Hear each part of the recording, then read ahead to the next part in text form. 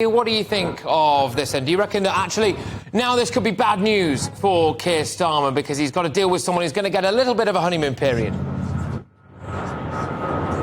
Well, we aren't seeing that at the moment, and that very narrow victory, which was unexpected, she expected to win by a much larger margin, means she's probably got a big job in her hands to try and unite her party. But what we've heard over the last 3 or 4 weeks through this leadership concept is nothing that's going to help people pay their energy bills or deal with the cost of living crisis and the big issues that people are chatting about in the pubs and around their kitchen tables. And until the new Prime Minister, Liz Truss, comes up with answers to those questions, then I don't think Labour have got anything to fear at all. And I would just plead to her that there's a policy on the table, Labour's energy freeze policy, paid for by a windfall tax on the oil and gas companies. Take it off the shelf, bring it to Parliament on Thursday, and we'll back it, and let's get people's bills frozen before they've got to make those dreadful choices between heating and eating. Well, I'm reading headlines here right now in front of me that Liz Truss is expected to freeze energy bills.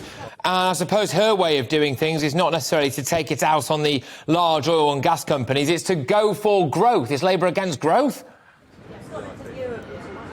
Well, no, actually, our whole economic policy is about growth, but the key thing here is to look at these excess profits of the oil and gas companies that are eye-watering. In fact, I think the CEOs of Shell and BP have called them momentous and a cash machine.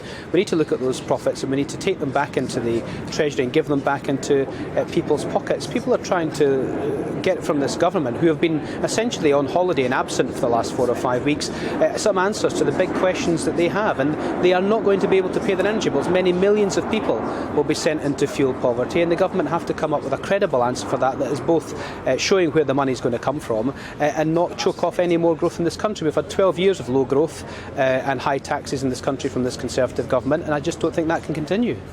Yeah, I suppose, I mean, judging by a lot of our viewers here, of course, as you would imagine, one of the key issues for them is immigration. One of the key issues as well is our strength when it comes to dealing with the European Union, etc. And on both of those, one would imagine that Liz Truss might play better with the average man on the street. Immigration is a key issue up and down the country, and frankly, this country did vote for Brexit as well. Keir Starmer's not really at the races when it comes to either of those things, though, is he?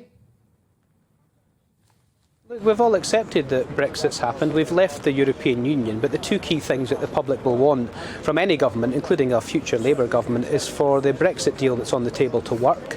It's clearly not working at the moment, and for us to work in partnership with our European neighbours to resolve the problems and grow and deepen the relationship so we can trade without barriers, and we can live and work abroad, and we can have travel that's unfettered. So these are the big issues that have to be resolved. I don't think anybody, whether they were Leave or Remain, and I think those arguments have now gone in terms of the public, but I don't think anyone who was Leave or Remain would say anything other than the fact we've got to make this work and we've got to have a relationship that's working with our neighbours. And to suggest that the best thing that Liz Truss can do is to pick fights with our European neighbours is certainly not acknowledging the problems that are there with the Brexit deal and actually trying to make it work. One thing I find fascinating is I was expecting there to be clamours now. I mean, the writing's on the wall for this. You could make the case very easily for a general election very, very quickly. We need a general election now. The public haven't voted on Liz Truss.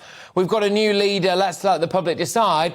I'm not hearing a huge amount of that from the Labour Party at the minute. Liz Truss herself said the next general election 2024. Would you be in favour of one a lot sooner than that or not?